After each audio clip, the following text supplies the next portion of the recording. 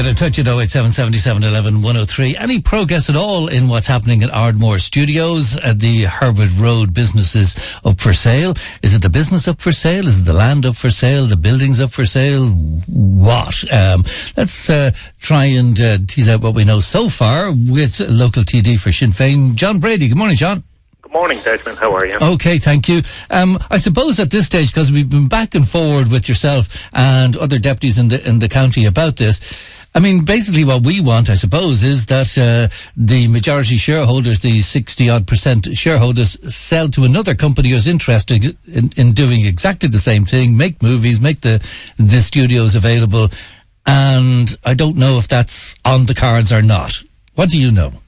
Well, I suppose, and that's where the difficulty is, Declan. We know the state owns the 68% shareholder, it's privately owned, and the state owns a 32% sharehold. And, you know, the crux of the problem here is, I suppose the private entities can sell to whoever they want. We've, I suppose, heard or seen what's in the prospectus of sale. And there's been numerous meetings now with the Minister Mary Mitchell O'Connor, who seems to be taking a back seat in all of this and, you know, putting the emphasis on Enterprise Ireland, who I suppose hold the shares, although it, you know, ultimately it comes back to the state. And the real concern here is that, you know, the state has been a silent partner in Ardmore Studios for many years, and we know that they failed to appoint anyone on the board of Ardmore Studios, even though there is a seat at the table for them.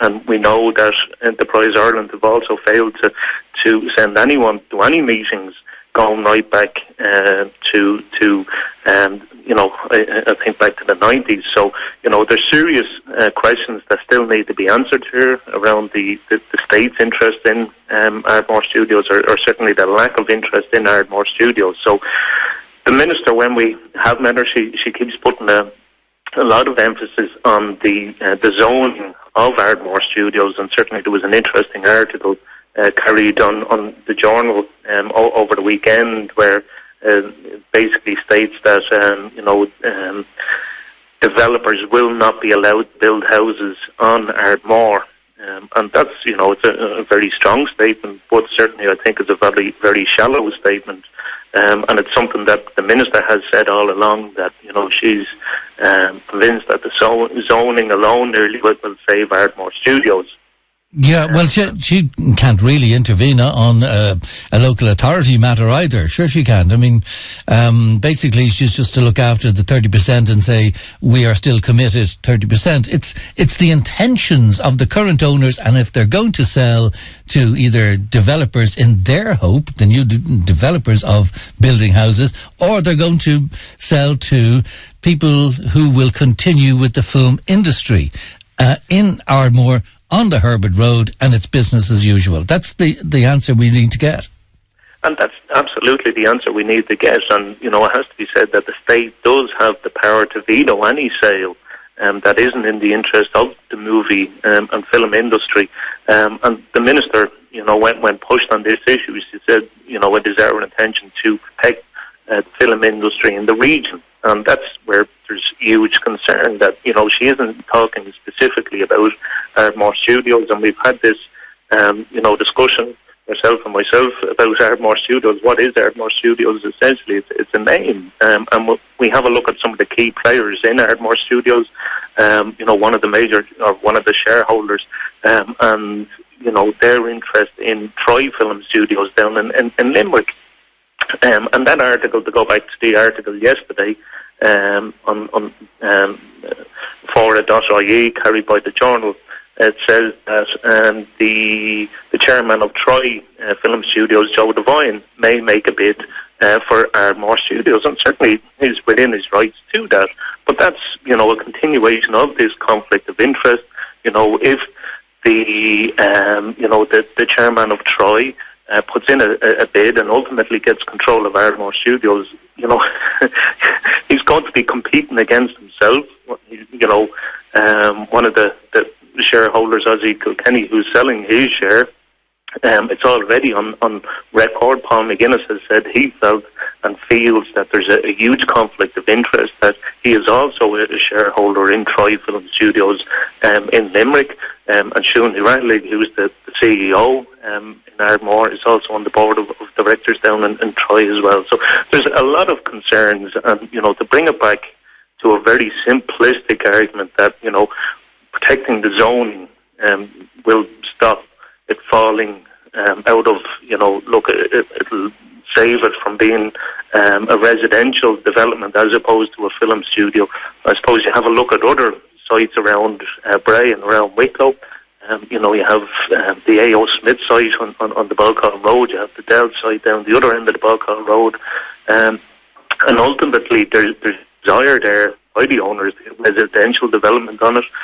So effectively, they've allowed them fall into total disrepair to try to force the hand of the council. Then, there's strong arguments, there's strong attempts to resist that, potential change of zoning to keep the employment uses on those sites. But ultimately, a point comes where I suppose people would rather see anything on the site as opposed to a derelict, unsafe, building falling into disrepair. With Ardmore. But key to all of this is the state's 32% sharehold in Ardmore.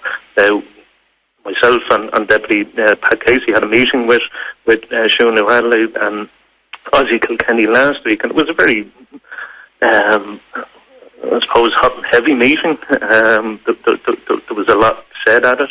And there was a lot of criticism of Enterprise Ireland and their lack of interest in Ardmore Studios. The fact that essentially not a penny has been put into the state or into Ardmore by the state over many, many years. The fact that they haven't attended any board meetings and failed to appoint anyone to the board of directors. So it's going to come back to the ministers. In further communications I got from Minister Mary Mitchell O'Connor last week, she's saying she's effectively taken a back seat in this, that it will be Enterprise Ireland who will ultimately make a decision whilst briefing her department also. And I don't think that is good enough.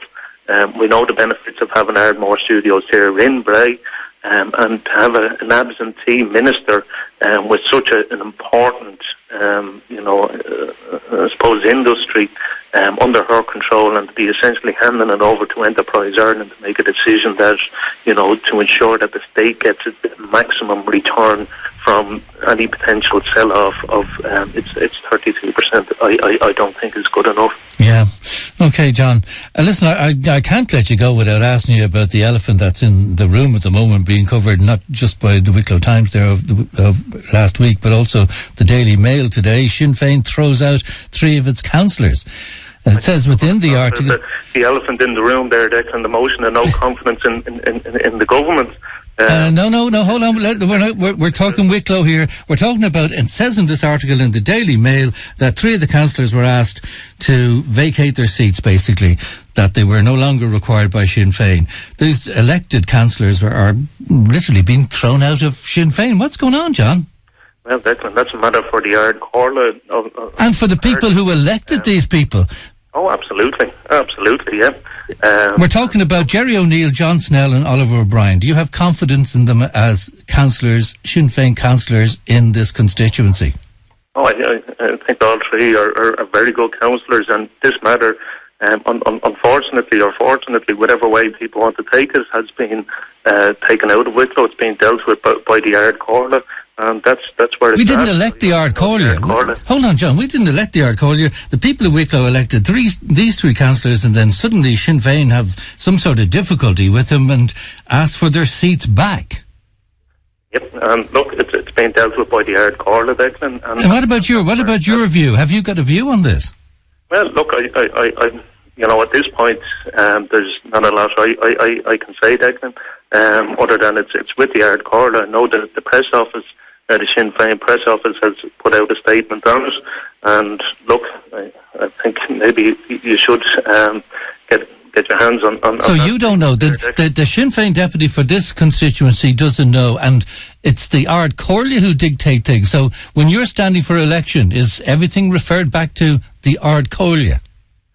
Declan, people stand, they join a party, they stand as, whether Fianna Fáil councillor, whether Fianna Fáil candidate, Sinn Féin candidate, Fine Gael candidate, and every party has rules, and that's what they sign up to, and ultimately it's the Ard Comhairle, which is elected by the members of the party, elected by all the members of Sinn Féin, and ultimately that's where things are at now at this point. But what about the people? What about the constituency? I discussion about it, Declan, but look, we voted for Jerry O'Neill, John Snell, and Oliver O'Brien. I doubt you did, Declan. I don't think you're in this constituency at all. But I'm talking on behalf of people of Wicklow. We voted those people in. Now suddenly, an Ard Comhairle and closed membership of a party decide that they're going to dump out these and want their seats back.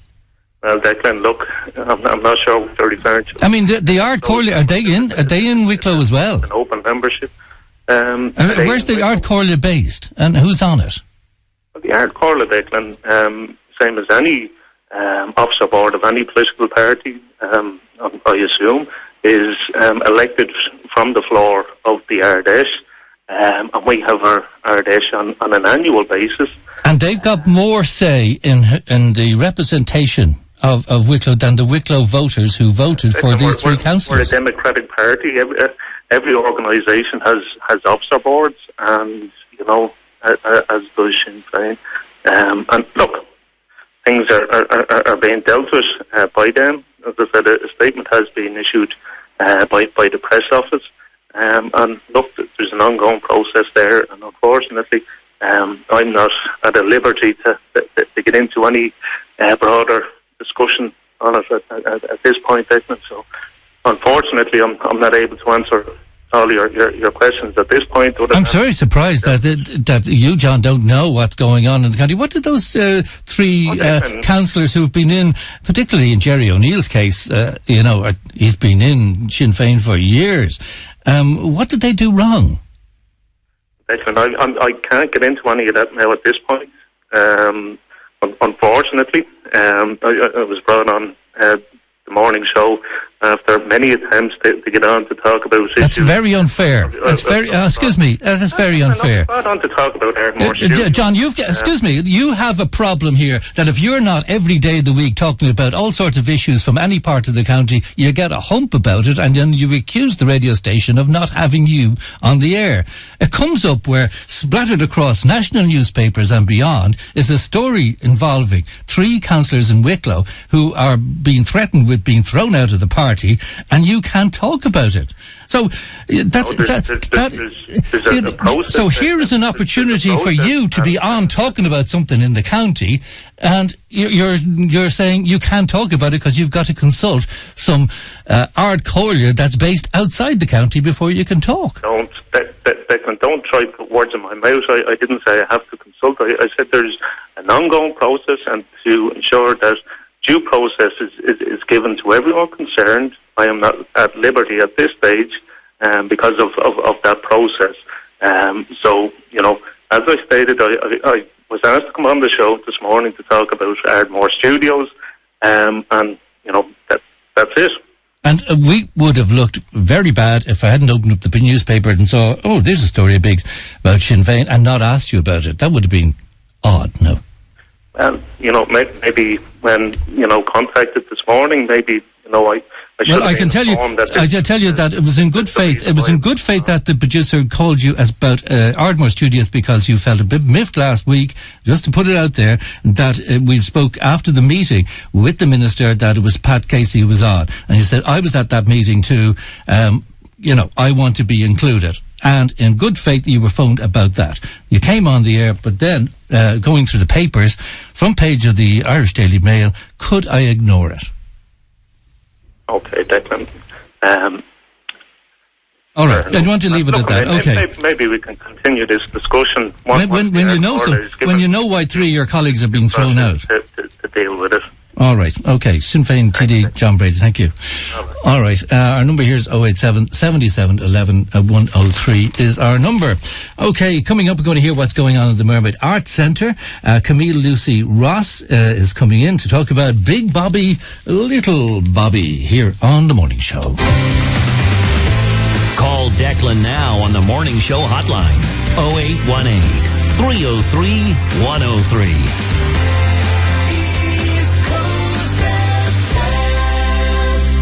East Coast FM's Wicklow Diary. I'm Rebecca O'Connor with your East Coast FM Community Diary. Host a Purple Heart Day at your school, club or workplace this Tuesday the 14th of February in aid of